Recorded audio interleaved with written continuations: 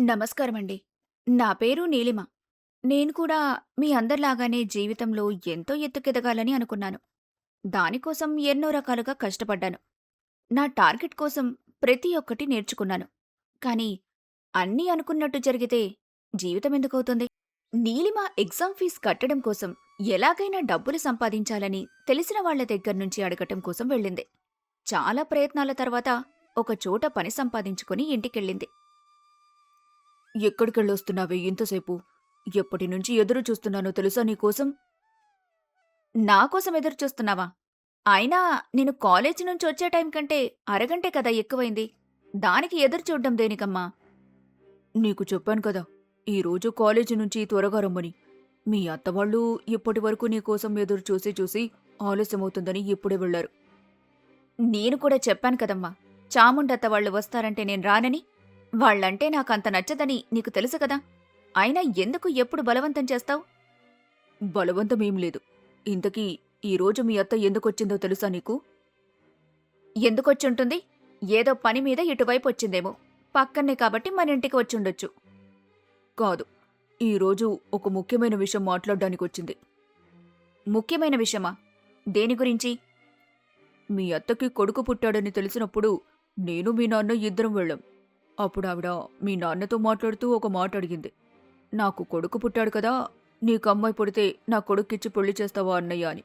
దానికి మీ నాన్న కూడా ఒప్పుకున్నాడమ్మా. ఇప్పుడు దాని గురించే మాట్లాడ్డానికొచ్చింది.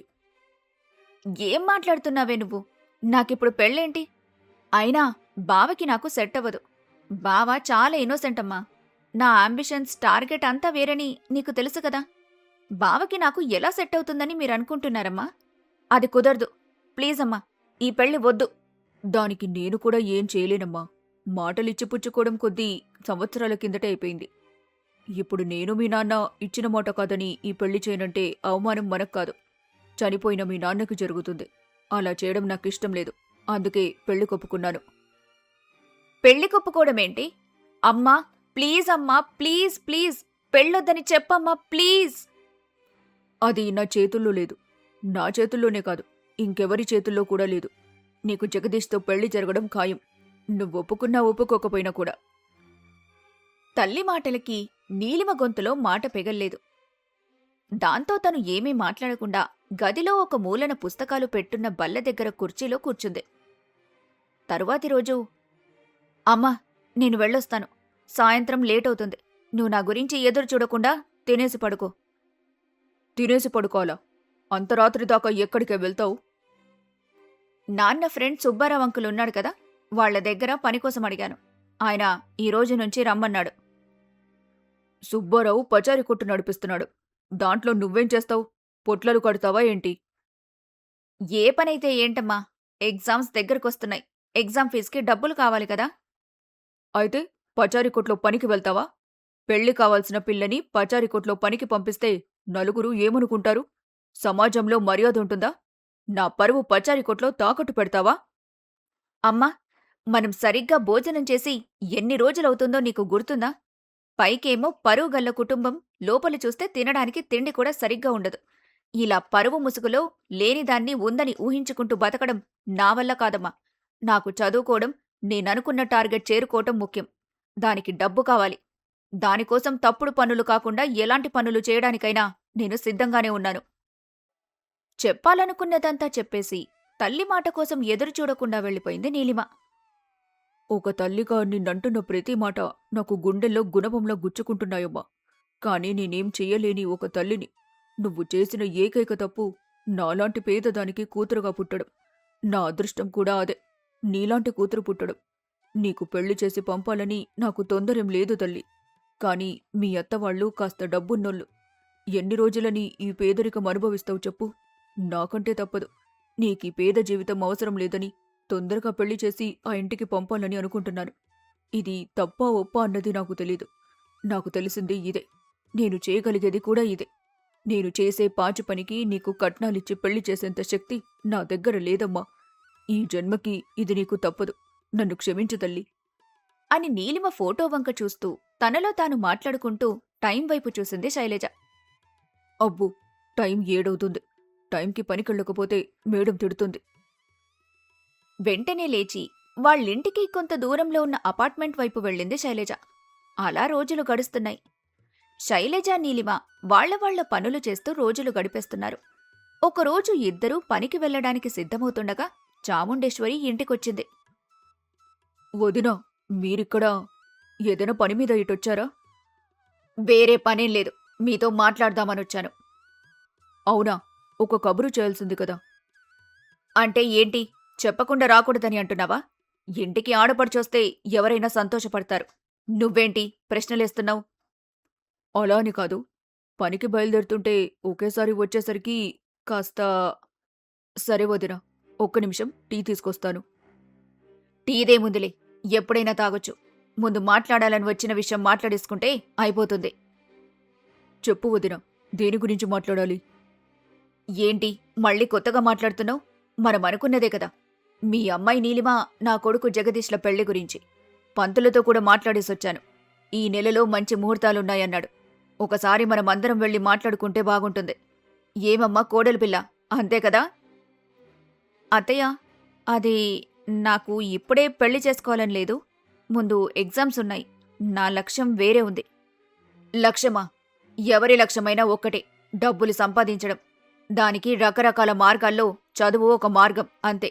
మేమే పాటి చదువుకున్నాం. ఇప్పుడు చూడు ఎంత డబ్బు సంపాదించామో. మీ అమ్మ కూడా కొంతవరకు చదువుకుంది కదా. ఏం చేస్తుంది? అపార్ట్మెంట్లో 4 ఇళ్లల్లో పాచి పని చేస్తుంది. పాచి పని చేయడం కోసం చదువు అవసరమా చెప్పు? అంటే నాన్న చనిపోయిన తర్వాత ఇంట్లో పరిస్థితులు బాగోలేక ఏదొక పనని చేయాల్సొచ్చింది. అంతేకాని. కానీ ఏం లేదు పిల్ల, అంతే. చదువుకున్నా లేకపోయినా చెయ్యాల్సింది పనే, సంపాదించాల్సింది డబ్బే. ఇక మాట్లాడుకోవడానికి ఏమీ లేదు. వెళ్దామా? అంటే కనీసం పని దగ్గర చెప్పైనా వస్తాను వదినా. అబ్బో, నువ్వు చేసేది కలెక్టర్ ఉద్యోగం మరి. నువ్వొక్కరోజు అంట్లు కడగకపోతే, ఒక్కరోజు బట్టలు పిండకపోతే వాళ్ళకి మునిగిపోయేదేం లేదులే కాని. పద, ఇప్పుడే పంతుల దగ్గరికి వెళ్ళి ఆ ముహూర్తాలేవో పెట్టించేసుకుందాం. చాముండేశ్వరి, శైలజ ఇద్దరూ పంతుల దగ్గరికి వెళ్తున్నారు. నీలిమ ఇంట్లో కూర్చొని బాధపడుతూ ఉంది. ఏంటి ఇప్పుడేం చెయ్యాలి నేను? అమ్మేమో నాన్నిచ్చిన మాట అంటుంది. అత్తయ్యని చూస్తే ఇలా ఉంది. ఇంక బావని పెళ్లి చేసుకోవడమంటే నా ఫ్యూచర్ని గాలికి వదిలేసినట్టే. దేవుడా, ఏంటి నా రాత ఇలా రాసావు? నేను సంతోషంగా ఉండకూడదనుకున్నావా? 2 గంటల్లో శైలజ ఇంటికొచ్చింది. పంతులుగారు ముహూర్తం పెట్టారమ్మా. రేపే నీ నిశ్చితార్థం. వారం రోజుల్లో పెళ్లి. ఏం మాట్లాడుతున్నావమ్మా? ఆవిడంటే చదువుకోలేదు, చదువు గురించి తెలీదు. నీకు తెలుసు కదా. నెల రోజుల్లో ఎగ్జామ్స్ పెట్టుకుని పెళ్లి అని మాట్లాడతావేంటి? నాకీ పెళ్ళొద్దు. నాకు ఎగ్జామ్సే ముఖ్యమమ్మా. ఈ ప్రపంచంలో 90% మంది అనుకున్నది ఎప్పటికీ పొందలేరమ్మా. దాంట్లో ఆడపిల్లైతే అనుకున్నది పొందడానికి యుద్ధాలే చెయ్యాలి. అలా చేసినా యుద్ధంలో ఓడిపోయే అవకాశాలే ఎక్కువ. అందుకే విధికి ఎదురెళ్ళి ఓడిపోవడం కంటే జరుగుతున్న దాన్ని యాక్సెప్ట్ చేస్తూ వెళ్ళిపోతేనే కనీసం ప్రశాంతత అయినా దొరుకుతుంది. నేనింతకంటే ఎక్కువేం చెప్పలేనమ్మా. నీ ఇష్టం. నీలిమ మాట్లాడకుండా ఉండిపోయింది. తరువాతి రోజు ఉదయాన్నే కొద్దిమంది బంధువుల మధ్యలో నిశ్చితార్థం జరిగింది. వదినా, పెళ్లికి హడావిడి చేసి అయినోళ్ళని కానోళ్ళని ఎవ్వరిని పిలవాల్సిన పనిలేదు. అనవసరంగా డబ్బు ఖర్చు. ఎవరో తప్పదనుకునే వాళ్ళని పిలుచుకుంటే సరిపోతుంది కదా. అయినా మీకెవరున్నారులే పిలిస్తే ఎగేసుకుంటూ రావటానికి. సరే వదినా, పెళ్లి పనులు చూసుకో, నేను భోజనం చేసొస్తాను. మండపంలో పడిపోయిన పూలని ఏరుకుంటూ వాటితో ఆడుకుంటున్నాడు జగదీష్. బావా, చూడ్డానికి చాలా అసహ్యంగా ఉంది బావా. సరిగ్గా నించో. ఏంటి? పూలతో ఆడుకుంటే అసహ్యమా? మరలాంటప్పుడు ఇన్ని పూలు ఇక్కడెందుకేశారు? అది కాదు బావా, ముందు సరిగ్గా నించో. అమ్మ చెప్పింది తనేది చెప్తే అది చేయమని, వద్దనేది చేయొద్దని. నిన్ను పెళ్లి చేసుకోవాలని కూడా అమ్మ చెప్తేనే చేసుకుంటున్నా. అమ్మతో చెప్తే పూలతో ఆడుకోవడం మానేస్తా. అమ్మ చెప్పేదే కాదు బావా, ఇప్పట్నుంచి నేను చెప్పేది కూడా వినాలి నువ్వు. నీ మాట కూడా వినాలని అమ్మని చెప్పమను. అప్పుడు వింటా, లేకపోతే వినను. లేదంటే నువ్వు నన్ను తిడుతున్నావని అమ్మతో చెప్తా. జగదీష్ తెలియనితనానికి ఎలా చెప్పాలో నీలిమకి అర్థం కాలేదు. ఇలాంటి వాడితో జీవితం పంచుకుంటున్నానన్న బాధ, చదువు మధ్యలోనే ఆగిపోయిందన్న ఆవేదన నీలిమ మనసుని తొలిచేస్తున్నాయి. అప్పుడే శైలజ నీలిమ దగ్గరకొచ్చింది. చూడమ్మా, నువ్వెలా చూసుకున్నా జగదీష్తోనే నీ జీవితం. అతన్ని మార్చుకుంటావో లేదా నువ్వే అతనిలా మారిపోతావో అనేది నీకే తెలియాలి. నేను చెప్పేదేంటంటే నీకతని మీద ప్రేమ తప్ప జాలి, చిరాకుల్లాంటివి రాకూడదు. అవి వస్తే నీ సంసారం దారి తప్పినట్టే. జాగ్రత్తగా ఉండు తల్లి. ఇక నుంచి నీకేదైనా చెప్పడానికి నేను నీ వెంటే ఉండను. ఇప్పటినుంచి నీ అత్తగారిల్లే నీ ఇల్లు. ఏ నిర్ణయం తీసుకున్నా నీ కుటుంబంలో గొడవలు కాకుండా ఉండేలా చూసుకోవాలి. సరే, నాకాకలేస్తుంది. నేను వెళ్ళి తినేసొస్తాను. నాక్కూడా ఆకలేస్తుందమ్మా. నేను వస్తాను. నీ భర్తతోనే వెళ్ళాలమ్మా నువ్వు. కాసేపాగి ఆయనతోనే కలిసి తిను. తల్లి అక్కడ్నుంచి వెళ్ళిపోయింది. అదేంటి, పెళ్ళైతే తల్లి దూరమవ్వాలా? ఇదెక్కడి న్యాయం? నీలిమ పక్కకి తిరిగి చూసేసరికి జగదీష్ లేడు. దూరంగా కూర్చొని తింటూ కనిపించాడు. నీలిమ అతని దగ్గరికి వెళ్ళింది. స్టేజ్ మీద నుంచి చెప్పకుండా వచ్చేశావేంటి బావా? భోజనాలు అయిపోయేలా ఉన్నాయి కదా, అందుకే ముందే వచ్చి తినేస్తున్నా. నువ్వు కూడా తిను. మళ్ళీ తర్వాత అయిపోతే ఆకలితో బాధపడాలి. చూస్తుండగానే రోజులు గడుస్తున్నాయి. పెళ్లి పనులు చకచకా జరుగుతున్నాయి. పెళ్లి రోజు కూడా రానే వచ్చింది. ఏమోయ్ పెళ్లికొడుకా, భలే పిల్లని పట్టావు. సంవత్సరం తిరిగేలోపు పన్నటి మగబిడ్డని మా చేతుల్లో పెట్టాలి మరి. అది నాకెందుకు చెప్తున్నావు? నాకేం సంబంధం? అమాయక చక్రవర్తి ఎలా బతుకుతాడో ఏంటో. ఆ పిల్ల వీడిని ఎలా కాపాడుకుంటుందో అంతా దేవుడికే తెలియాలి. అవును, ఇది వీడికి రెండో పెళ్ళని అమ్మాయి తరపు వాళ్లకు తెలుసో లేదో ఒకసారి చాముండక్కని అడగాలి అని అనుకుంటూ ఆ చుట్టలావిడ చాముండేశ్వరి దగ్గరికి వెళ్ళి అడిగింది. ఓసై ఓసై, కొంప ముంచెలా ఉన్నావేంటి? వాడికి మొదట పెళ్ళయింది కాని ఆ అమ్మాయి వీడి పిచ్చిని తట్టుకోలేక ఇంట్లో నుంచి పారిపోయింది. సంవత్సరం తిరగ్గానే విడాకులిచ్చింది.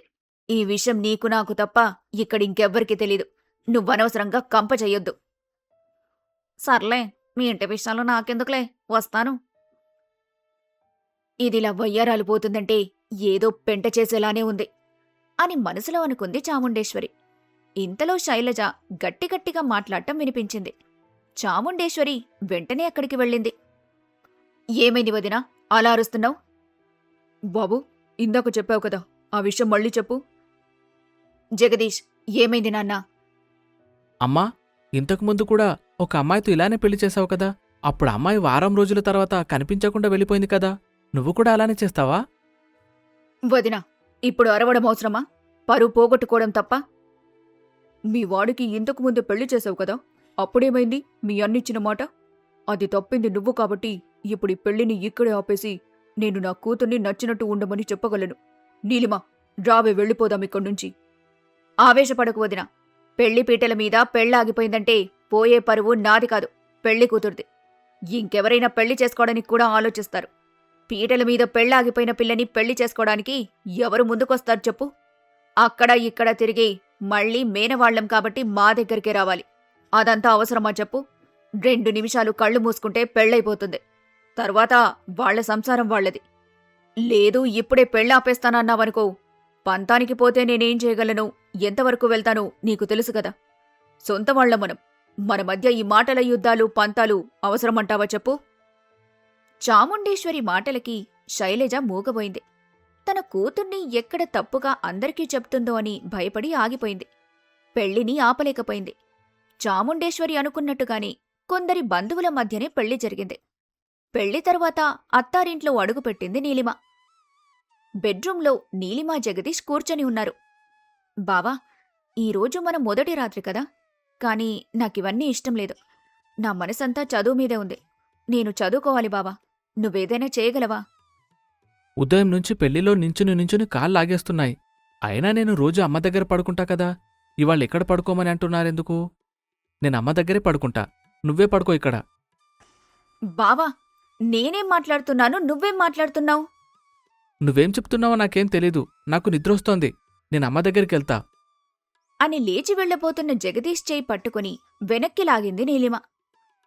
అలా వెళ్ళకూడదు బావా. ఇలారా, ఇక్కడ పడుకో.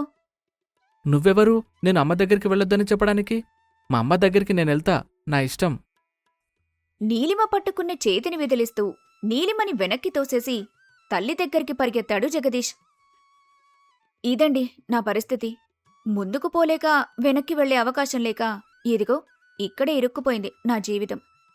ఆ దేవుడు నా లక్ష్యాన్ని దూరం జరిపి నాకు వేరొక రకమైన కష్టాలిచ్చాడు. అవన్నీ మీ ముందుకు తీసుకురావాలని అనుకుంటున్నాను. మీరైనా నాకు సపోర్ట్గా ఉంటారు కదా. మీరు మన ఛానల్ని సబ్స్క్రైబ్ చేస్తే మీరు నా కోసం ఉన్నారని నాకు తెలుస్తుంది.